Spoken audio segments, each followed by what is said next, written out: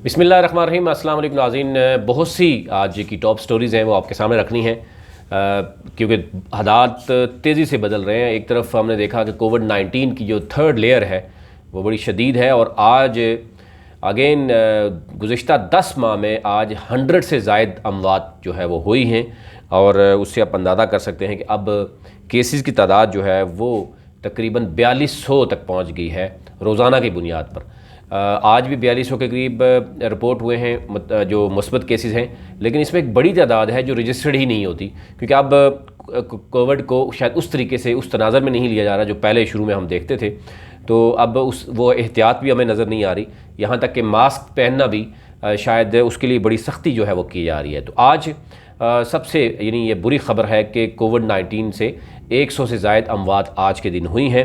गुज़िश्ता 24 घंटे का ये डाटा होता है, और इसमें आपने को इल्म है कि बहुत बड़ी तादाद ऐसी भी होती है जो बाकायदा पर रजिस्टर्ड नहीं होती। मुस्बत केसेस भी इस तरह की नज़र आते हैं बहुत से। लेकिन अब स्मार्ट लॉकडाउन जो है वो लास्ट जो सेकंड लेयर थी उसमें हमने देखा कि वो तो उस वक्त बड़ा कामयाब तजर्बा रहा, लेकिन अब की बार रुकने को नहीं आ रहा कोई किसी किस्म का भी। स्कूल और कॉलेजेस की जो बात करें तो वो आपने देखा कि तकरीबन 12 अप्रैल तक उनको वो किया गया, लेकिन अगर रमज़ान है और कहा जा रहा है कि शायद ईद के बाद ओपनिंग होगी। उसके साथ साथ मुख्तलिफ़ सूबों में मुख्तलिफ़ तरह की पाबंदियाँ जो है वो उरूज पे हैं इस वक्त तमाम सूबों में। एक तो कहा जा रहा है कि शादी की जो तकरीबात हैं अप्रैल के बाद वो जो है वो कैंसिल कर दी जाएंगी, और मास्क ना पहनने पर गिरफ़्तारी भी होगी और फ़ाइन भी होगा।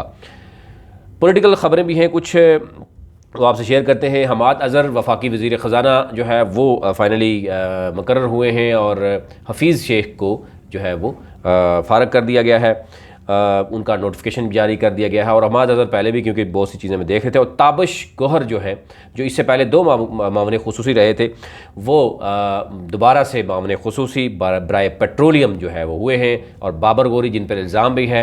और उस वक़्त पेट्रोलियम मसनूआत आप जानते हैं कि एक बहरान पैदा हुआ था, वो तमाम तर जो मामलात हैं रिस्पॉन्सिबिलिटी है वो उन पर फ़िक्स नज़र आ रही है, और उनको ओहदे से हटा दिया गया है।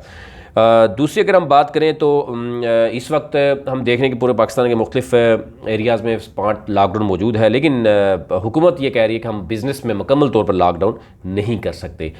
एक और खुशखबरी है, पाकिस्तान में इस वक्त 50 साल से ज़ायद जो उम्र के हैं बुज़ुर्ग हैं मेल फ़ीमेल, वो इस वक्त वैक्सीन की रजिस्ट्रेशन उनके लिए हो रही है।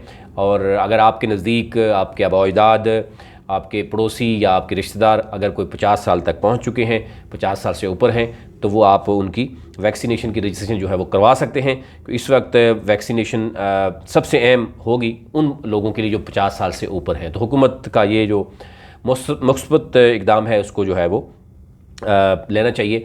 इस वक्त ये भी बात हो रही है कि सदर आरिफ अलवी और वज़ीर हैं दफ़ा परवेज़ खटक वो कोरोना के बायस से आपने देखा होगा 2 दिन पहले की ख़बर है, लेकिन ये बताया जा रहा है कि वज़ीर दफ़ा जो हैं वो उनकी हालत कुछ बिगड़ रही थी, और जो सदर आरिफ अलवी हैं उनको भी शदीद जो है वो टेम्परेचर और गला ख़राब था। अब ये देखना होगा कि जो भी कोई नई खबर आएगी वो आपसे सामने रखेंगे। साबिक़ सदर आसिफ अली ज़रदारी ने फाइनली कोरोना वैक्सीन भी लगवा ली है, और एक वीडियो आपने देखी होगी वो बड़ी वायरल हो रही है कि जो हाउसिंग एंड वर्क्स के वफाकी वज़ीर हैं चीमा साहब, उनकी फ़ैमिली जो है जिनकी उम्रें उन ख़वातीन की कम है लेकिन उनको वैक्सीन लगाई गई है। अब ये तहकीकात कहा जा रहा है हो रही थी कि क्या वाकई वो फैमिली उनकी है, और फिर अगर वैक्सीनेशन हुई है तो क्या वो सरकारी वैक्सीनेशन हुई है या प्राइवेटली उन्होंने ख़ुद अरेंज की है। इस पर जो है वो बहुत ही क्योंकि सोशल मीडिया पर उनको तनकीद का निशाना बनाया गया कि किस तरीके से सरकार है वो अपने लोगों को, बेशक उनकी उम्रें कम भी हैं, उनके लिए सहूलत क्या है, लेकिन आम आवाम के लिए क्या सहूलत है। तो ये चीज़ें कुछ अहम ख़बरें थी, क्योंकि हमें देखने में नज़र आ रहा था कि बहुत सी चीज़ें हैं। और ये भी बताया जा रहा है कि पाकिस्तान में पहला जो रोज़ा है वो 14 अप्रैल जो है वो को होने का इम्कान है।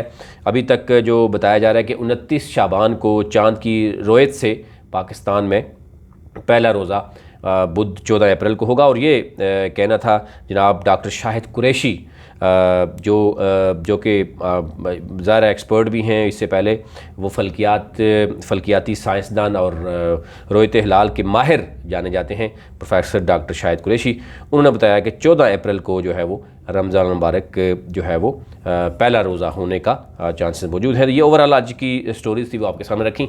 लेकिन सबसे अहम इस वक्त है कि कोविड-19 की तीसरी लहर बड़ी ख़तरनाक साबित हो रही है और इस वक्त हॉस्पिटल में बिल्कुल भी स्पेसेस नहीं हैं। और दूसरी तरफ हमें अगर आप देखें तो आवाम जो है वो सुनने को तैयार नहीं है, अपनी तकरीबात जो है वो रोकने को तैयार नहीं है, जिसकी वजह से जो है अभी भी मुश्किलात का सामना करना पड़ रहा है हुकूमत को। इंतज़ामिया जो है ज़ाहिर अब NCOC के हिदायत के मुताबिक कहा जा रहा है कि फ़ाइन भी होंगे, उनको जेलों में भेजा जाएगा। लेकिन ये चीज़ें तो एक अवेयरनेस ही बहुत होनी चाहिए बजाय इसके कि ये मामलात आने चाहिए। तो इस वक्त कोरोना की तीसरी लहर, उससे आपको बचने के लिए स्पेशली मास्क तो ज़रूर पहनिए और अपने जो 50 साल तक उम्र के जो भी आपके बुज़ुर्ग हैं, रिश्तेदार हैं, उनकी वैक्सीनेशन ज़रूर करवाइए जी। अभी तक इतना ही। मज़ीद अपडेट रहने के लिए आप चैनल को सब्सक्राइब करें, बेल आइकन पर ज़रूर क्लिक करें ताकि हर नई आने वाली वीडियो जो है वो आप तक पहुँच सके। बहुत शुक्रिया।